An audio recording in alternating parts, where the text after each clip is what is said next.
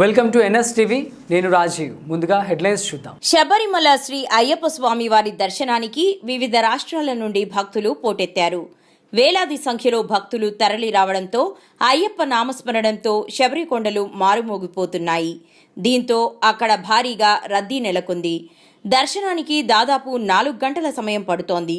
సన్నిధానం నుండి పంబా వరకు భక్తులు క్యూ లైన్లో వేచి చూస్తున్నారు.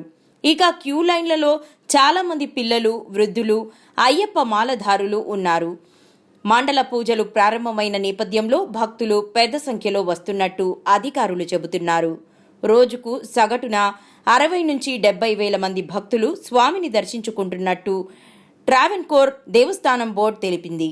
భక్తుల రద్దీని ముందే ఊహించిన ట్రావెన్కోర్ దేవస్థానం కమిటీ వారి కోసం అన్ని రకాల సౌకర్యాలను ఏర్పాటు చేసింది. భక్తులను క్యూ లైన్లో వెళ్లే విధంగా సిబ్బంది చూస్తున్నారు. 3:30కు పోలే మనం.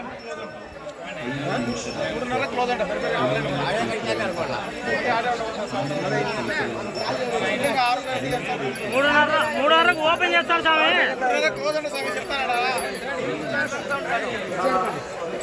1 గంట క్లోజ్, మళ్ళీ 3కు ఓపెన్. 1 గంట క్లోజ్, 3కు மைக் அலௌன்ஸ் பண்றதுதான் இருக்கிறாங்க. அங்க வந்து நிறைய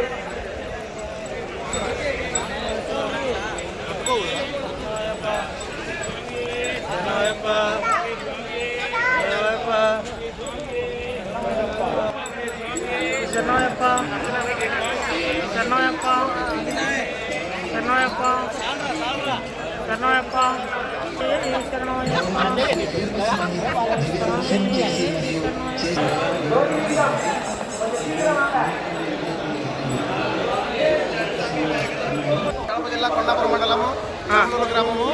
నేను శబరిమలకు వచ్చినాను. మధ్యాహ్నం 1 గంటకి ఇక్కడ చేరుకున్నాము. దర్శనం వచ్చేసి 2 గంటలు అయిపోతుంది. నేను 2 సార్లు దర్శనం చేసుకున్నాను. అంతే సార్, ప్రసాదాలు బాగా తీసుకున్నాము. ఆ సౌకర్యాలు బాగానే ఉన్నాయి.